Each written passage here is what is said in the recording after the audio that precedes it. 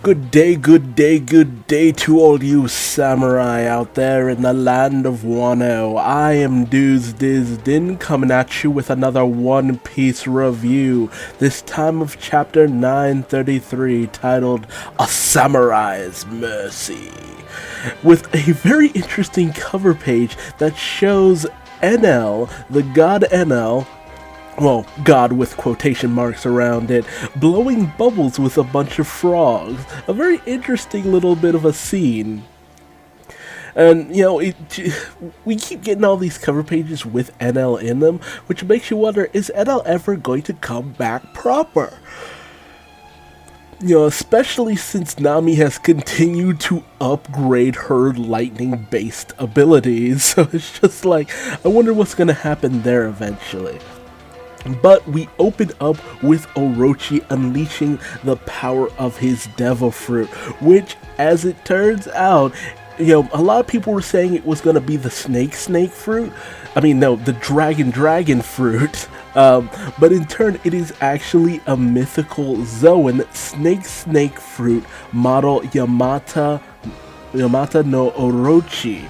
So, close, very close, but the Orochi was always a bit of a serpent base, so that makes a lot of sense. Naruto gave us all the clues we needed to guess that, but all of us ended up going with dragons because that seemed to be a very common thing here in Wano, all the dragons. Especially with the revelation that X-Drake's devil fruit is a, model dragon. It's a dragon fruit model, blah blah. But Orochi is on the warpath after Komurosaki slapped him. He's just like, I will not lighten your punishment unless you, bow before me. Beg for forgiveness, and Komurasaki's just like, I will not beg for my life. And Orochi's heads just start attacking people indiscriminately. Like, they go all over the place, and he ends it with, taking Komurasaki up in his teeth. Now, he's not actually trying to kill her, he's trying to have her submit to his will, but this is more of a display of power, if nothing else, as ultimately he does still want Komurasaki for himself. He's trying to get her to beg his forgiveness. That's what this feels like. He's just trying to get her to, roll over and submit to him. Meanwhile, some of the other, people under Orochi's employ call out to the various ninjas and they're like, aren't you, you should be here stopping the Shogun, saving the courtesan, all this good stuff. But, one of the dudes named Daikoku is just like, no, Shogun's a free man to do whatever he wishes. This is his kingdom to do as he pleases. Meanwhile, we're dealing with an intruder here, which, reveals to everyone present that Robin is a spy, basically. So all the ninja, all the Oniwaban are poised to go in and take Robin down. Meanwhile, Toko is begging Robin to come in and save Komurasaki, but Robin's just like, no, I don't think I'll be able to pull off all of this. Meanwhile, there's this massive commotion behind them, and we see the ninjas Fujin and Raijin, based off of the, thunder and wind and lightning gods, who are actually being chased by Brook. And since they don't know of devil fruits, they're more these Wano people are a superstitious and cowardly lot. They're just like, oh god, ghost, no, don't want to be cursed, And Brook is just like, I will curse thee. So they are freaking out. Otoko sees Brook and she passes out. Brook's like, oh, Robin, there you are you safe? So, he's here to basically give Robin a way of exiting. And since his spirit form doesn't suffer any physical harm or anything, he's safe for the most part.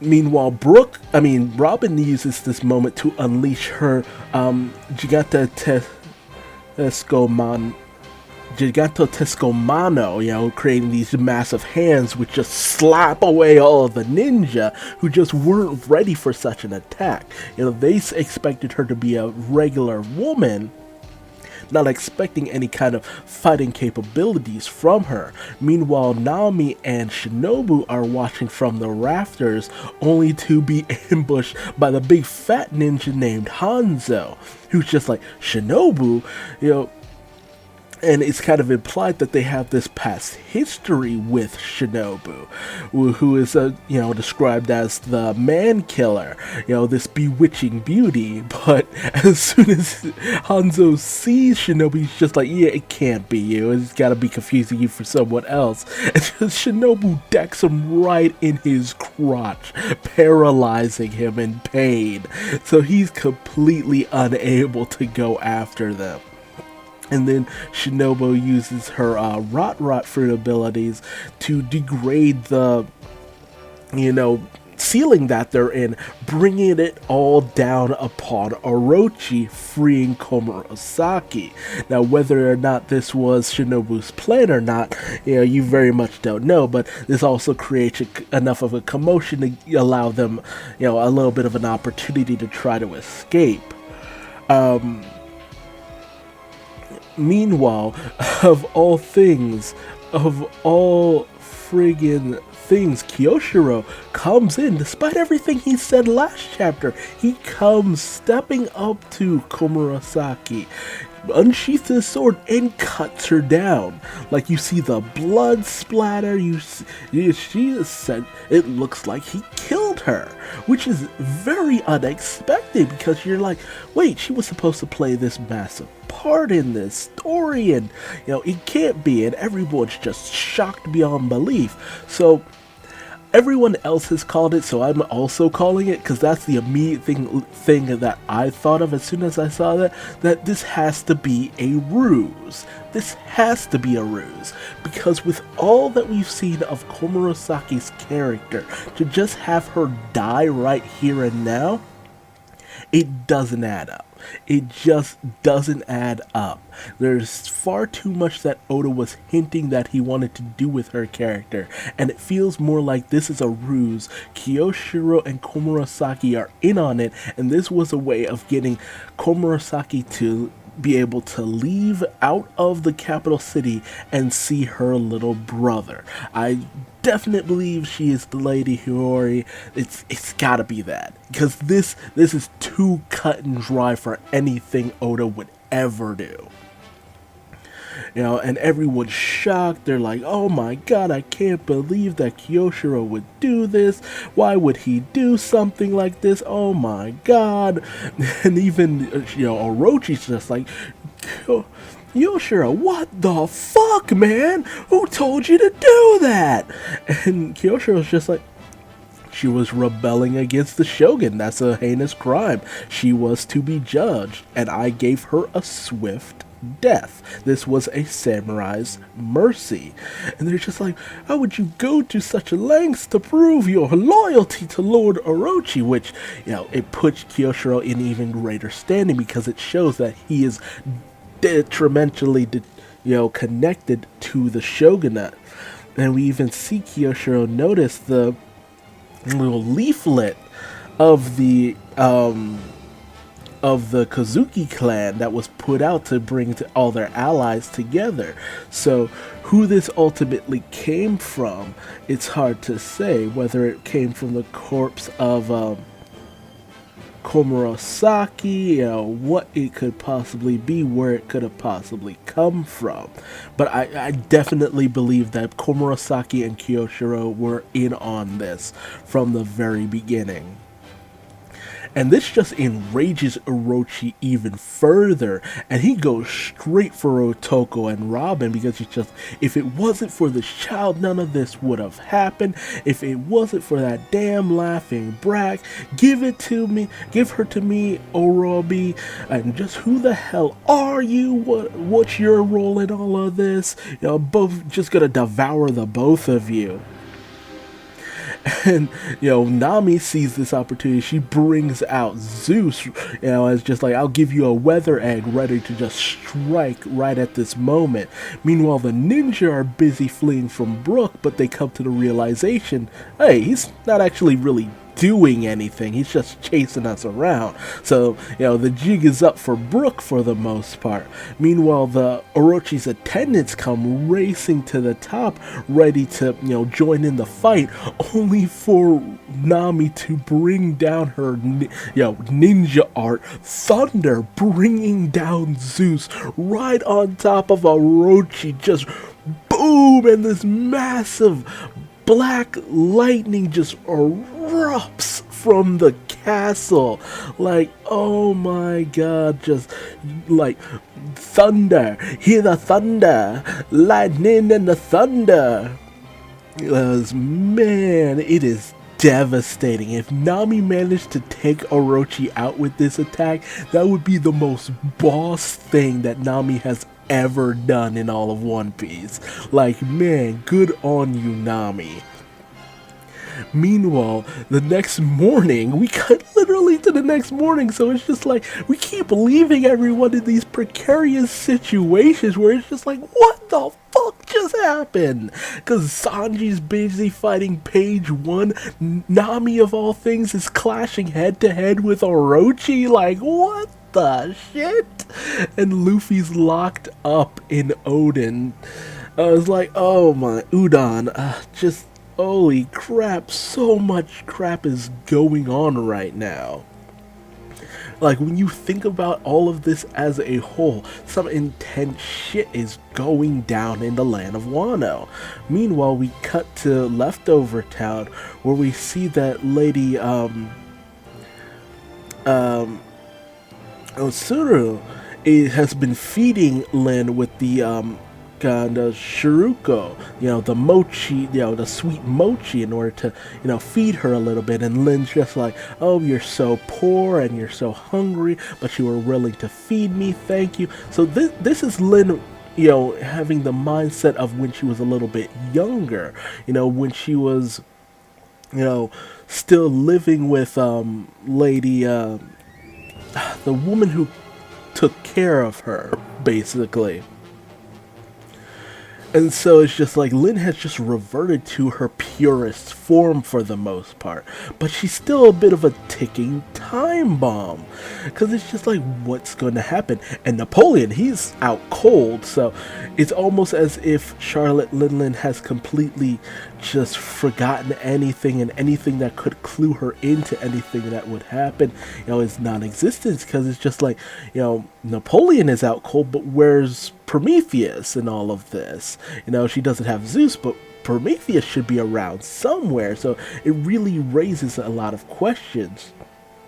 But Chopper proposes to everyone that they should go and try to help go to Udon, which, he's not sure of, because they're just like, oh god, if her memories return, we're done for. But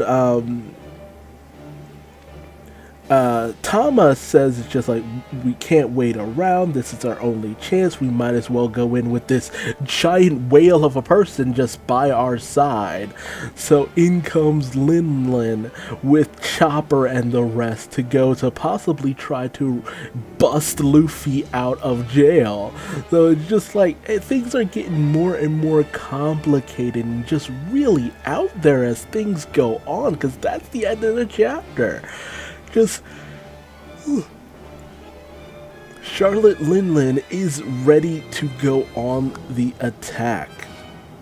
It is going to be really intense, but Oda is doing his best not to give any clues as to what the background between Big Mom and Kaido actually is. It's like 9 days until the final battle. Like, dude, this is gonna be really intense, because a lot of really, really heavy hitters are joining the fray. But, it's very obvious that Kiyoshiro was doing what he did in order to free up Komurasaki so that she could join the rebellion personally. That's the only explanation for the leaflet. And if he were so... I mean, we'll see next chapter, because he picked up the leaflet. If he exposes it to the Shogun, it's just like, look, this is obvious proof that, the Kozuki clan is back. You were right all along. Let's go and get him. Then he's evil. But if he says nothing at all, after all this has gone down, then there's obviously something deeper going on here. But it's oh man, there's so many just ticking time bombs there's so much setup throughout this soul situation. Like it's so much is just getting ready to pop off. There's so much.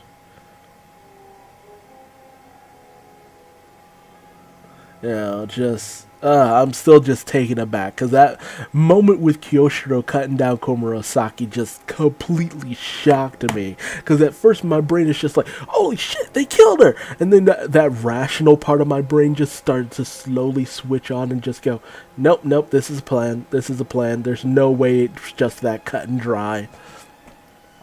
So we'll see, but tell me your thoughts in the comment section below. I'm out of things to say, because it was too wild. What was your favorite part of that? The moment with Komurasaki and Kiyoshiro, Nabi, Shinobu, Hanzu, Robin, and Otoko, maybe just Orochi in and of himself. And what did you think about, Charlotte Linlin's memory loss? How do you feel that will come into play later down the line? Because Oda he really wants to play that card hard. He is ready to just unleash that whenever possible. So where do you think he's gonna drop the whole situation with Big Mom's amnesia and have her just go all out? How long do you think that's going to last? But if you liked this video, feel free to leave me a like, and if you didn't, feel free to give me a dislike and tell me what I'm doing wrong in the comment section below, so that I might better myself for future videos. And hey, how about subscribing? Because I will definitely be bringing you more action-packed chapter reviews of One Piece, because this is lightning, baby. It's that thunder. Make it clap, clap, clap, clap, clap.